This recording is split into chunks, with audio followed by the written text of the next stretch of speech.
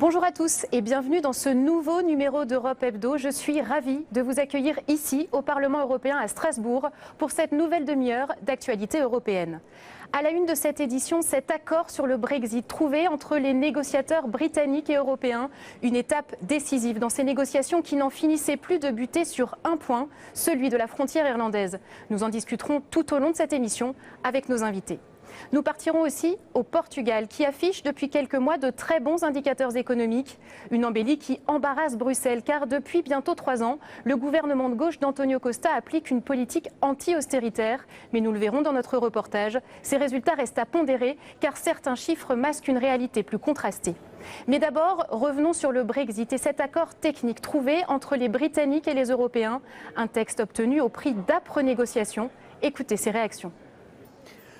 Alors, enfin, il y a un accord, mais on doit maintenant voir si ça va passer au Parlement britannique et aussi au Conseil ici. Et je sais que chez moi, c'est vraiment difficile, c'est pas sûr du tout.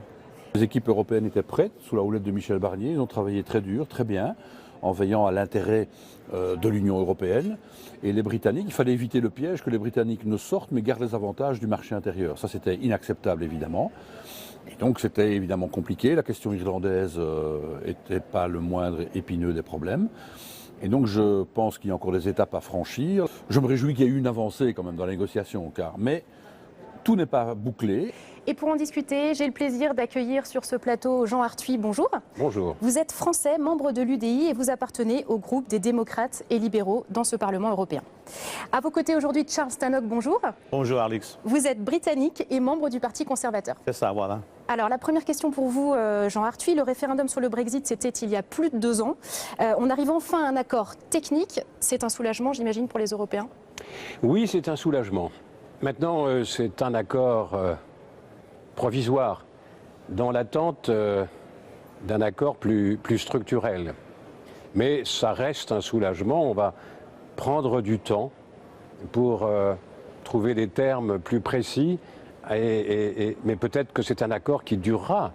Il s'agit d'étendre ce qu'on avait imaginé pour régler le problème de la frontière entre l'Irlande du Nord et l'Irlande, d'étendre cette union douanière, qui était une mesure très exceptionnelle, de l'étendre à l'ensemble du Royaume-Uni.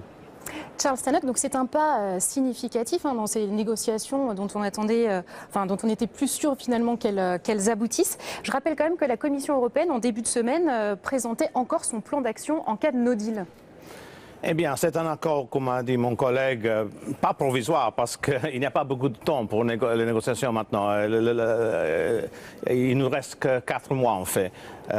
Et à mon avis, c'est le meilleur possible dans les conditions politiques et les limites des déclarations faites par le gouvernement britannique. Alors c'est un modèle qui se rapproche un peu au modèle de Jersey, dans les îles anglo-normandes. Alors justement, on le sait, le principal point d'achoppement dans ces négociations, c'est la question de la frontière irlandaise. Revenons un peu en arrière. En décembre 2017, lorsque Theresa May s'engage à éviter le retour d'une frontière entre l'Irlande du Nord, territoire britannique, et la République d'Irlande, membre de l'Union européenne. Un engagement pris pour préserver les accords de 1998 qui avaient mis fin à 30 ans de guerre civile en Irlande. Les Européens avaient alors proposé que l'Irlande du Nord reste dans l'Union douanière européenne, une solution écartée par les Britanniques qui préféraient voir l'ensemble du Royaume-Uni demeurer dans l'Union douanière de manière temporaire, une option rejetée à son tour par les Européens. Quels compromis, Charles Tannock, ont été trouvés cette fois-ci? Le problème, ça sera dans la question du DUP, que c'est le parti protestant qui donne son appui au gouvernement britannique pour rester au pouvoir. À mon avis, ils ont dit hier que comme il y aura encore des contrôles sous des règlements européens, des petits contrôles, qu'à mon avis, ils ne veulent pas appuyer l'accord. Et s'ils votent en contre, ça sera vraiment un grand risque pour le gouvernement britannique. Et s'ils ne sont plus d'accord avec qu'elle reste au pouvoir, que le gouvernement minoritaire reste au pouvoir, ça sera encore un autre problème plus grand pour Mme May. Alors, c'est vraiment assez critique. Les prochaines semaines, on sera bien renseigné parce qu'il faut lire les documents. Mais il n'y a aucun doute qu'à mon avis, de rester comme plein membre de l'Union européenne, c'est beaucoup supérieur et mieux qu'avoir un accord de ce genre-là. Et il y a la possibilité d'un deuxième référendum. Ça, c'est une autre possibilité. Et moi, je me bats pour ça, je lutte pour ça. C'est possible, un deuxième référendum? Ça, c'est l'affaire des Britanniques. Bien sûr. C'est pas l'affaire des députés européens.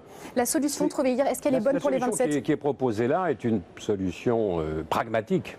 Pragmatique, oui. Pragmatique, mais le diable sera dans les détails, parce que la Grande-Bretagne va rester le Royaume-Uni va rester dans l'union douanière, marché intérieur. Donc ça veut dire que les droits de douane seront perçus en Grande-Bretagne, mais reversés au budget de l'Union européenne. Ça veut dire qu'on va également demander à la Grande-Bretagne de ne pas faire marche arrière s'agissant de normes sociales, de normes environnementales qui sont aujourd'hui en vigueur en Europe. Mais c'est beaucoup pire que rester comme plein membre de l'Union, parce que on n'aura plus aucune méthode de législer ici. Et alors on va recevoir les lois européennes, mais sans aucune possibilité de les influencer ou de les changer. Et ça, pour moi, c'est encore pire. Et ça, c'est joli, c'est intéressant que les eurosceptiques et les pro-européens, beaucoup d'eux sont contre cet accord, parce que c'est un compromis qui ne plaît pas à tout le monde. Parce que c'est un compromis, alors ni c'est l'indépendance totale avec notre possibilité d'avoir notre politique de commerce extérieur, parce qu'on reste dans l'union douanière, et on n'est pas aussi ici pour influencer les lois et faire les lois avec notre partenaire européen. Alors, à mon avis, il y aura des problèmes dans le Parlement national On a choisi le moindre mal. Mais tout ceci ne peut être que provisoire. Peut-être est-ce le prélude au retour de la Grande-Bretagne dans l'Union européenne. Moi, je serais pour ça, bien sûr, mais il y a la petite possibilité, dans le cas que si cet accord n'est pas voté dans la Chambre des communs, qu'il y aura un deuxième référendum, et là, la bataille sera d'un référendum avec l'option de rester comme plein membre. Merci beaucoup à tous les deux d'avoir été nos invités aujourd'hui. Je vous propose maintenant de revenir en images sur plus de 2 ans de négociations sur le Brexit, du référendum du 23 juin 2016 à l'accord technique qui vient d'être conclu, d'âpres discussions entre le Royaume-Uni et les 27, dont nous vous rappelons les étapes clés. 23 janvier 2013, David Cameron, Premier ministre, promet aux Anglais de les consulter sur le maintien de la Grande-Bretagne dans l'Union. A referendum with a very simple in or out choice. To stay in the European Union on these new terms or to come out altogether. Ce jour-là, il ne mesure pas encore le séisme qu'il va déclencher. S'il remporte les élections législatives sur cette promesse, et malgré sa campagne contre le Brexit, le oui l'emporte avec 51,89% des suffrages. Démissionnaire, David Cameron est remplacé par la conservatrice Theresa May, une eurosceptique convaincue et partisane d'un Brexit dur, lorsqu'elle annonce vouloir sortir du marché unique. 29 mars 2017, le Premier ministre britannique écrit au président du Conseil européen et déclenche la procédure prévue par l'article 50 du traité de Lisbonne. This is an historic moment from which there can be no turning back. S'ouvre alors une période de négociation sans machine arrière possible. Quel sera le montant de l'enveloppe financière à régler par la Grande-Bretagne pour honorer ses engagements européens déjà contractés? Quid du sort des ressortissants européens déjà vivants sur le sol britannique? Quelles relations et accords commerciaux et douaniers subsisteront avec l'Union? Déjà complexe, l'équation va encore un peu plus se compliquer. Theresa May, fragilisée, s'appuie désormais sur le parti unioniste irlandais, le DUP, pour remporter des législatives anticipées. Un allié encombrant qui veut rester coûte que coûte arrimé à la Grande-Bretagne, au risque de rétablir une frontière physique entre l'Irlande du Nord, territoire britannique, et l'Irlande du Sud, membre de l'Union européenne. Malmenée par sa coalition entre les tenants d'un Brexit dur et les partisans d'une sortie négociée, Theresa May se fait régulièrement chahuter à la Chambre des communes, jusqu'à l'éclatement de son gouvernement et le départ, en juillet 2018, de son tonitruant ministre des Affaires étrangères, Boris Johnson.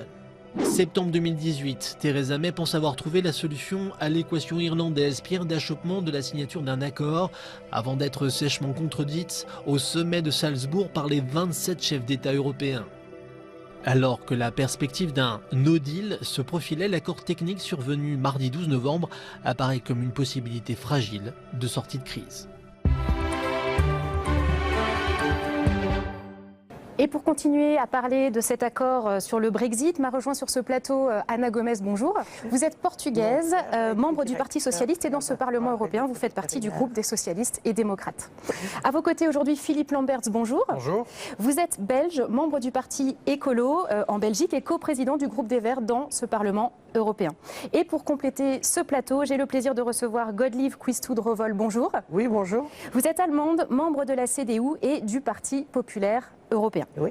Philippe Lamberts, on a beaucoup parlé ces derniers mois du risque d'un no deal sur certains secteurs de l'économie, notamment. Cet accord technique, c'est donc plutôt rassurant selon vous ? Mais pour l'instant, il n'y a pas d'accord. Rien ne garantit évidemment que cet accord passe la rampe à la Chambre des communes, qui est l'endroit où il doit être, sur la question. qui est très divisé. Et le risque que la Chambre des communes rejette l'accord est loin d'être négligeable. Autrement dit, le risque du no deal demeure. Et donc, j'appelle en tout cas chacune et chacun à décider en son âme et conscience et surtout en ayant l'intérêt général à l'esprit. Parce qu'une sortie du Royaume-Uni sans accord serait extrêmement dommageable, bien sûr, pour le Royaume-Uni, mais aussi pour tous les États riverains du Royaume-Uni, à commencer par l'Irlande, mais bien sûr tous les États riverains de la mer du Nord. Donc il reste encore beaucoup d'étapes à franchir selon vous ? Oui, j'ai la même opinion que le collègue des Verts. Je crois que c'est surtout aux Britanniques eux-mêmes maintenant de faire les pas. L'Union européenne a fait ce qu'elle pouvait, on a fait des propositions valables. Ici, j'ai l'impression qu'au sein du Parlement européen, tout le monde partage plus ou moins la même opinion, avec des détails différents. Mais ce n'est pas important. Mais c'est surtout à Londres qu'il faut qu'on travaille. Et là, moi, je ne vois pas que c'est fait. Aussi parce qu'il y a des animosités personnelles, c'est pas objectif tout ça et ce n'est pas neutre en ce sens qu'on ne regarde pas est-ce que le traité est bien ou pas, est-ce que l'accord est valable, mais on regarde est-ce qu'on aime Theresa May, est-ce qu'il faut autre chose, est-ce qu'on faut faire la révolution interne à la Chambre House of Commons. Et vous, Ana Gomes, vous êtes optimiste sur l'issue de... Je suis du même avis. Il faut voir aussi que nous, au Parlement européen, on doit aussi ratifier cet accord s'il est en fait accepté par la Chambre des communs. Et donc on a toutes ces questions. Mais je pense qu'au Parlement européen, on devra le faire si l'accord en fait respecte nos lignes rouges et les droits des citoyens, nos citoyens et les citoyens britanniques chez nous sont une question primordiale. Moi, en tant que socialiste portugaise, j'aimerais que les forces, notamment du Labour, demandent un deuxième référendum. Et vous pensez que c'est possible? Oui. C'est une possibilité? Je pense que c'est possible, tout est possible. C'est beaucoup plus possible aujourd'hui, ça semble plus possible aujourd'hui qu'il ne semblait il y a une année. C'est quelque chose que vous souhaitez aussi, Philippe Lamberts? Un deuxième référendum? Moi, ce que je souhaite, c'est que le Royaume-Uni reste au sein de l'Union européenne. Et donc, si les forces démocratiques au Royaume-Uni parviennent à faire accoucher une pareille décision, c'est-à-dire soit ne pas sortir, soit sortir formellement, mais en période de transition, décider finalement de revenir, je m'en réjouirais. Maintenant, il ne nous appartient pas à décider comment le Royaume-Uni doit gérer la chose. Je pense que une intervention des responsables politiques des 27 dans le débat interne au Royaume-Uni serait en fait contre-productif. Très bien. Alors, je vous propose, pour la deuxième partie de ce débat, de changer de sujet et de prendre la direction du Portugal, pays qui fait figure d'exception dans l'Union européenne avec ses mesures anti-austéritaires. Après 3 ans de coupes budgétaires imposées par le précédent gouvernement, les socialistes au pouvoir depuis 2015, soutenus par une union des gauches, appliquent une politique de relance par la demande. Des mesures qui prennent Bruxelles à contre-pied et cela semble marcher avec de bons résultats économiques. Mais attention, certains indicateurs sont à analyser avec mesure car ils cachent une réalité plus sombre. Voyez ce reportage de Sandra Cerqueira.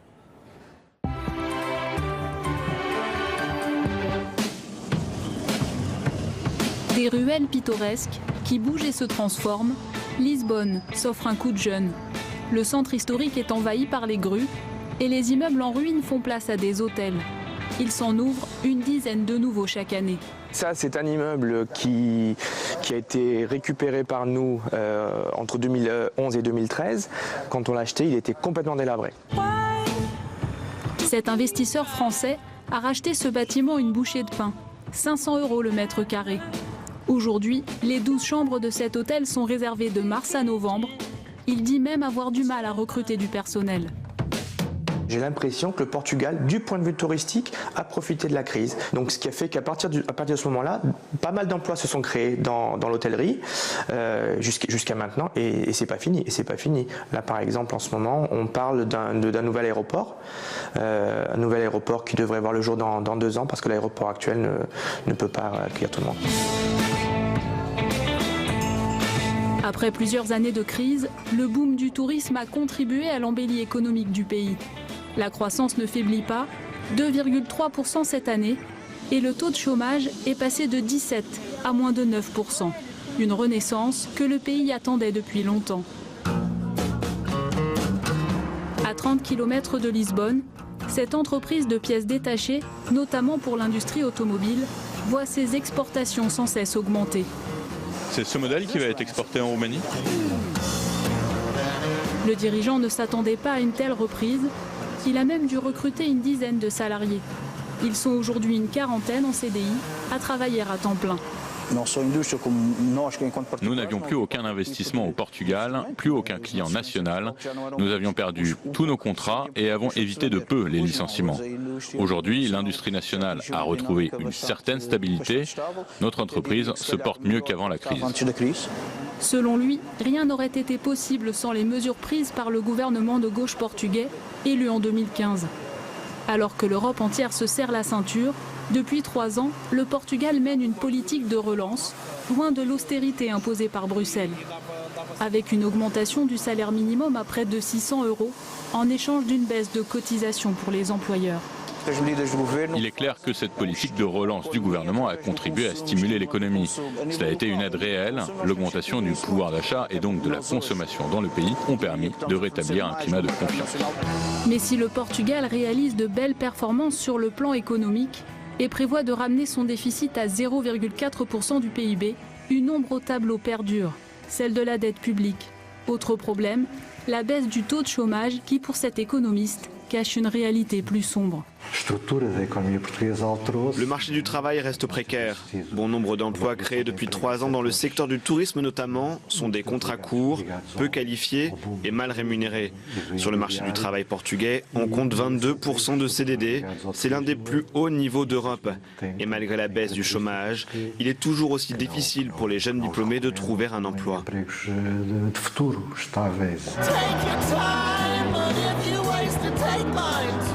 Cet infirmier a enchaîné les contrats courts pendant plusieurs années avant d'être titularisé. Son souhait, que le retour aux 35 heures attribuées aux fonctionnaires soit généralisé. Il a le sentiment que le redressement économique ne profite pas encore à tous. Le gouvernement a délaissé les infirmiers. Cela fait 1 an que nous attendons la revalorisation de notre statut et de nos salaires. Le gouvernement s'était engagé à le faire quand la situation économique serait meilleure. C'est le cas aujourd'hui. Et après plusieurs jours de grève, rien ne change. Mobilisé depuis des semaines, il réclame plus de moyens pour l'hôpital public, regrettant que le gouvernement mise davantage sur l'investissement privé. L'hôpital où je travaille en périphérie de Lisbonne se trouve dans un état de vétusté tel que nous n'avons plus de conditions de travail satisfaisantes. Les travaux ont commencé il y a 3 ans et aujourd'hui ils sont à l'arrêt faute d'investissement public. La reprise économique est là, mais dans le secteur public, nous n'en tirons pas vraiment les bénéfices. Dans son entourage, certains de ses collègues infirmiers sont sur le point de quitter le pays, car même s'il a diminué avec la reprise, l'exode des jeunes diplômés portugais continue.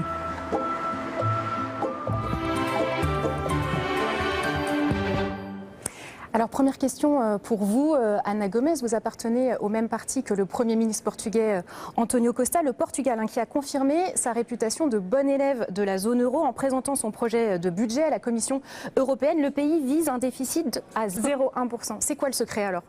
Le secret, c'est de se libérer de cette recette qui était complètement erronée. de l'austérité, et je ne dis pas la rigueur fiscale. Et la différence qui a été faite avec ce gouvernement socialiste, avec le soutien parlementaire à la gauche, c'était cet engagement de retourner des revenus aux familles, comme ça de pousser à la consommation intérieure, donc aussi aider aux exportations de se développer et en même temps, avec la rigueur de la gestion des comptes publics qui nous a permis cette trajectoire donc d'équilibre fiscal de manière beaucoup plus claire que jamais. Mais le côté plus sombre, on l'a vu dans ce reportage, c'est le manque d'investissement public, Philippe Lambert. Bien sûr, il n'y a pas de miracle. Bon, c'est clair que les finances publiques du Portugal avaient besoin d'être restaurées. Je pense en effet que les recettes qui ont été adoptées au Portugal sont je veux dire, plus conforme à la science économique. Autrement dit, on voudrait nous faire croire que les politiques visant à comprimer les salaires, à comprimer sans fin les dépenses publiques pour permettre en fait aux détenteurs de capitaux de s'enrichir, sous prétexte que les détenteurs de capitaux sont ceux qui font fonctionner l'économie. Mais en fait, ces recettes-là ne sont pas fondées dans la réalité. Elles sont fondées sur une fausse science, la théorie économique néoclassique, qui n'a aucun fondement réel. Et je pense qu'il est bien que le gouvernement portugais s'en soit éloigné. Ceci dit, si vous voulez une société à haut niveau de vie, vous devez faire la course à la valeur ajoutée en tête. Et je pense que nous, Européens, devons être extrêmement attentifs à cela, parce qu'il ne faut pas croire que le reste du monde va se contenter d'être notre usine d'assemblage. Je veux dire, la Chine monte dans la chaîne de valeur à une vitesse extraordinaire. Si nous ne sommes pas capables de faire la course en tête dans les activités à très forte valeur ajoutée, eh bien alors nous aurons un problème. Et je pense que c'est un processus. On ne peut pas demander au Portugal ou à n'importe quel État européen de transformer son économie en un claquement de doigts. Ce n'est pas possible. Mais en tout cas, c'est clairement là que doit se trouver la priorité. Alors il y a aussi un autre indicateur sur lequel il faut avoir une double lecture, c'est la baisse du chômage. Godelieve Quistout-Revol. Je crois que la première chose à faire, c'est vraiment d'essayer d'avoir autant un chômage qui est aussi bas que possible. Même si les contrats ne sont pas toujours magnifiques, je crois qu'il vaut mieux travailler. Si on n'est pas capable de vivre de son travail, on peut ajouter de l'aide de l'État, mais d'abord intégrer autant que possible, surtout les jeunes, dans le monde du travail. Et ça d'une façon positive, parce qu'on a une toute autre opinion de soi-même si on est capable de réaliser quelque chose. Absolument première priorité. En un sens, bon, évidemment, en tant qu'Allemande, la CDU, la politique d'austérité, on connaît. Mais je crois que les économies en Europe sont encore toujours très différentes. En Allemagne, on est plus ou moins d'accord, on a été plus ou moins d'accord avec la politique d'austérité. Maintenant, il y a un certain changement de mentalité qui se fait, mais ça vaut pour l'Allemagne, pourquoi pas? En fait, d'un autre côté, il faudrait maintenant des investissements publics et on va s'y mettre. Ce n'est peut-être pas valable pour toutes les économies. Alors, je voudrais justement qu'on revienne sur le cas italien. Le gouvernement a annoncé qu'il maintenait son projet de budget malgré le rejet par la Commission européenne, un budget jugé hors des clous par le commissaire aux affaires économiques.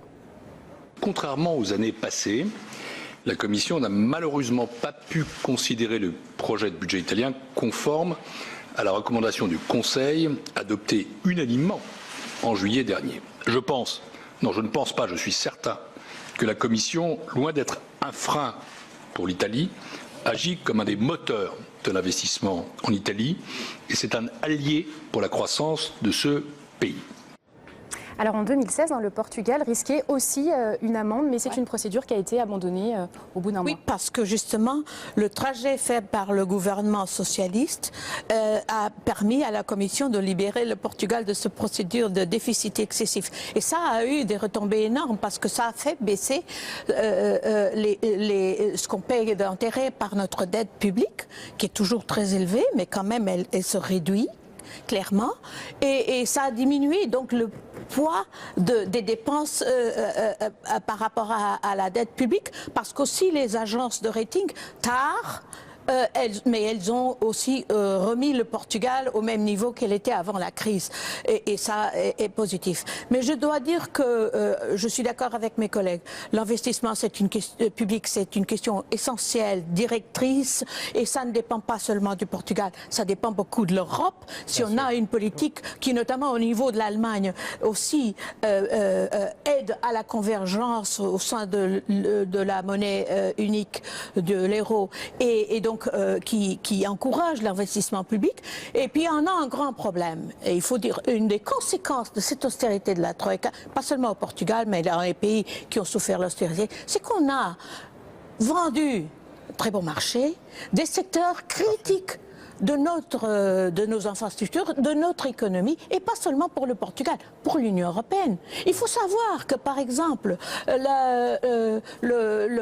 aujourd'hui, c'est le Parti communiste chinois, à travers ses compagnies d'État, qui contrôle la production et la distribution de l'énergie électrique au Portugal. Ouais, c'est quand même grave pour l'Union européenne. Vous êtes d'accord? Je pense que ça, c'est une responsabilité très lourde qu'on porte, ceux qui ont défendu l'austérité au niveau européen. Vous êtes d'accord avec votre collègue Oui, en 2018, mais au moment où on a privatisé tout ça, la situation était une situation différente. Et on n'a pas pu voir tellement loin dans l'avenir. Mais si on regarde maintenant, par exemple, l'Italie, les plans de l'Italie de privatiser le port de Gênes avec de l'argent chinois, d'inviter des investisseurs chinois maintenant, en 2018, alors là, je crois qu'au vu de l'économie globale, qu'il faut faire très attention. Maintenant, il y a toujours moyen de retourner ce qu'on a fait dans le passé. En Grèce, par exemple, on a voulu privatiser le port d'Athènes. Moi, je trouve qu'en principe, un port privé est une bonne chose, en principe. Et je me rappelle que dans le temps, dans la grande crise grecque, on a essayé de trouver des investisseurs en Allemagne. Les Allemands ont dit « Oh non, c'est trop risqué ». Alors, ce sont les Chinois qui sont venus. Eh bien là, c'était une faute. Pourquoi ne pas faire ça au niveau européen? Pourquoi ne pas prendre les risques et avoir assez de confiance, oui, dans notre système européen? Parce que nous disons beaucoup austérité ou pas austérité. Il y a une forme de dogmatisme du marché qui est à l'œuvre en Europe depuis 30 ans et évidemment qui a été accélérée à l'occasion de la crise. Cette idée que si vous privatisez, ça sera mieux géré. Si vous privatisez, ce sera moins cher.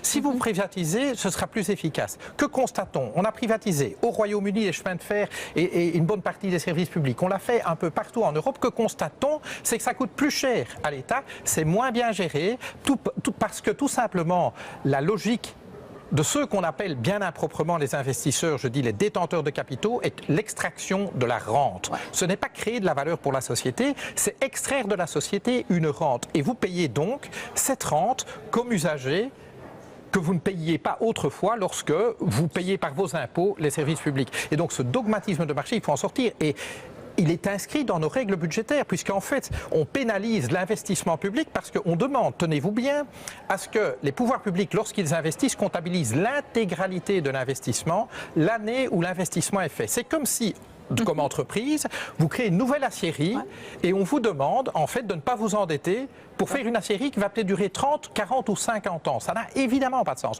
Comment se fait-il qu'on écrit dans les règles budgétaires des choses qui n'ont pas de sens pour, en fait, donner l'impression qu'il est impossible que l'État investisse? Merci beaucoup. C'est ainsi que se termine notre débat aujourd'hui. Merci à tous les trois d'y avoir participé. Merci à vous de nous avoir suivis. Et vous pouvez retrouver cette émission en replay sur nos différents sites, LCPAN, Public Sénat et rtbf.be. Très belle semaine à tous et à très bientôt.